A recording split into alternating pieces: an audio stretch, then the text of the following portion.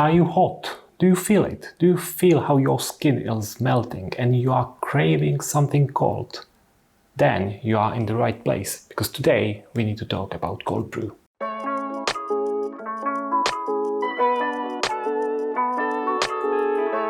Cold brew has become very popular in the recent years. Every cafe serves it, even commercial stores, they have it. You can even buy beans specifically made for cold brew, whatever that means. So cold brew is here and it would be very stupid to ignore it. And I can see why cold brew is so popular, because it is very easy to prepare. You don't need much equipment. It's convenient because very often you don't want to brew a coffee, even a cold coffee. You just don't want to do it. But with cold brew, all you need to do is to reach out to your fridge and it's there, nice and ready to go. So I understand the popularity. I really, really do understand it. So one of the reasons why I like cold brew is because it makes coffee very easy. It makes coffee super accessible to everyone. First of all, to make a cold brew, it's not really difficult. It's not hard. The process is quite easy. And there's not much that can go wrong, so that's amazing. And if you are just starting your coffee journey and you are exploring the coffee, most likely you don't have all the fancy equipment. But for cold brew, you don't need it. You really need just three things. That's the coffee, I have it right here. Then you need good water, okay?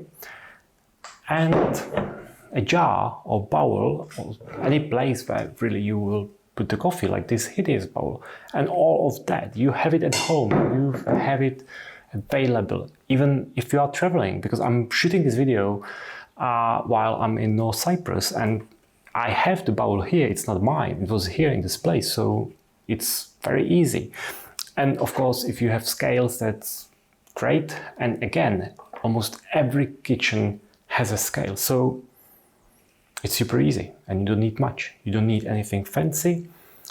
And even if you don't have a grinder for cold brew, you don't need it, because you can ask the guys in your local coffee place where you are buying your beans if they can grind it for you, and they will do it. And you can do it to make the same day and it's still fresh. So cold brew is really amazing. So before we start, we need to touch on the controversy of cold brew, because there's this endless debate whether cold brew is better or coffee on ice, like V60 on ice or something like that.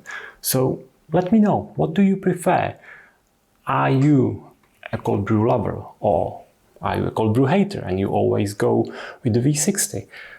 Of course, you can be something in the middle, but let me know in the comments. Another reason why I like cold brew is because you can actually use it with older coffee or maybe less quality coffee, and you can still get pretty decent results.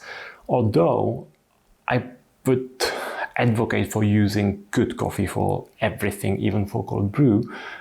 But this is always a possibility. If you have some coffee that was on your shelf for a little bit longer, you can use it for cold brew and you will get something nice. And that goes even for cafes. And I think it reduces waste in this industry, and that's also very important. What are the 5 mistakes you can make while preparing your cold brew? The first mistake is choosing the wrong coffee. And I know I've just said that one of the great things about cold brew is that you can use older coffee. And that's 100% true. But you still want to use something good and as fresh as possible. Don't think that you can put anything into cold brew. It just won't work. Try to use fresh coffee. For instance, something 1 year old or 6 months old probably won't produce great result.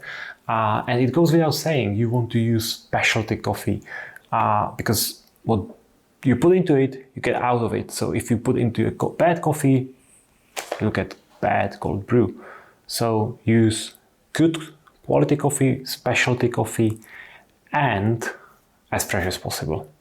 So the second mistake is going with wrong ratio. You need to use right ratio, and there is plenty of guides, plenty of recipes out there that you can follow. So I will speak about principles, not the correct ratio that you should use, because it really depends. Me personally, I usually go 1 to 10, and I will explain you why.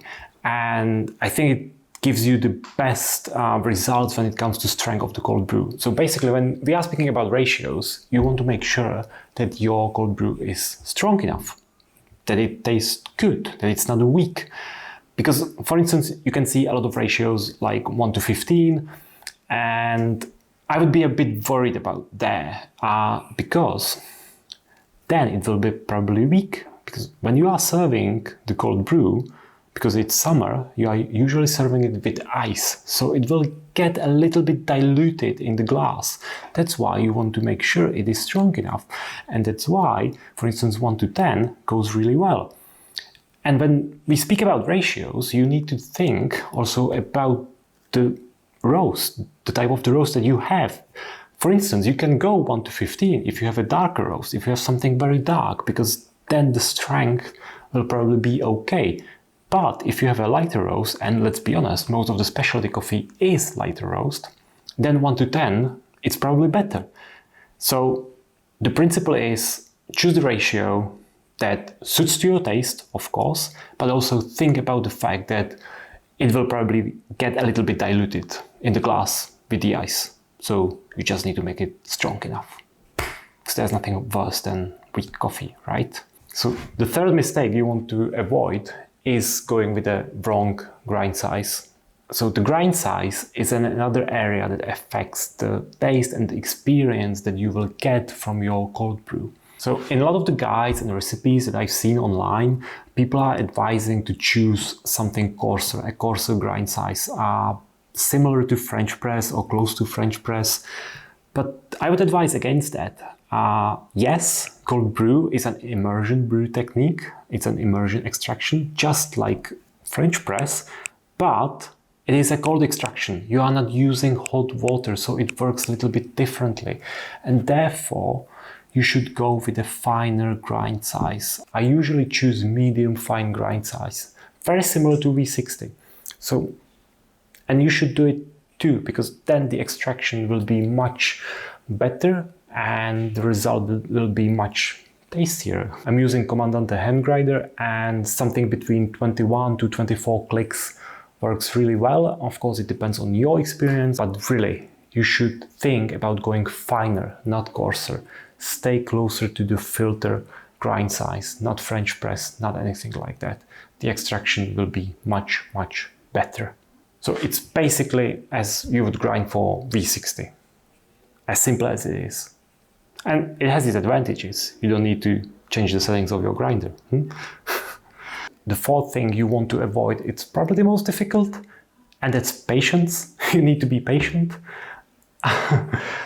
In most of the recipes, and it's quite common that you see or hear people saying you can leave the cold brew for 12 hours, 16 hours. I've even seen 8 hours, and no, don't do it. Please don't wait. Be patient. As Yoda would say, patient you must be, or something like that. I was watching a lot of Star Wars recently, so I have his voice in my head. Anyway, no, just please stay patient. And it's very simple why. Again, it is a cold extraction and it takes time. 12 hours is not enough. You would end up with weak cold brew.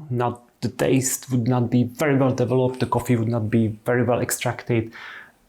It would just not be worth it. So wait the extra 12 hours or 20 hours. It's better still. Wait a little bit longer, and you will have much better experience when drinking and serving your cold brew. Ideally, let it brew for 24 hours, and trust me, the extra time is really worth it.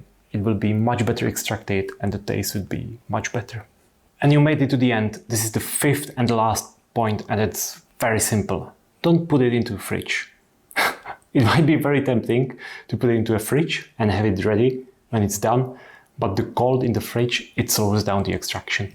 So again, even if you leave it in the fridge for 24 hours, it won't be extracted enough, because the cold inside the fridge, it lowers the level of the extraction. Leave it on your kitchen counter, leave it somewhere outside, just leave it by a room temperature. It's, again, really important to do it.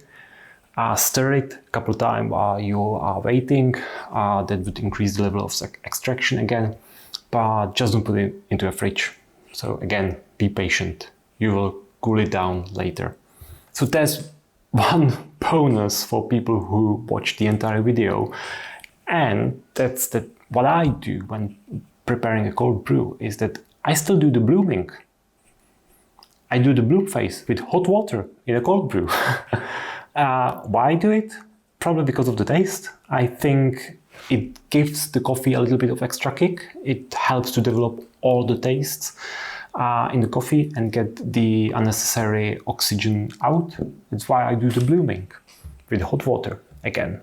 But what do you think? Is it a good thing? Would you do it as well? Or do you think I'm completely nuts and doing something that makes no sense whatsoever? Let me know in the comments below. Thank you so much for watching. If you like the video, hit the subscribe button, like the video, comment on the video, really. Let me know what do you think about the blooming. Let me know what do you think about all these 5 different things. Have you done them in the past? Because I did some of them. I really did. And I hope to see you at the next video. Thank you.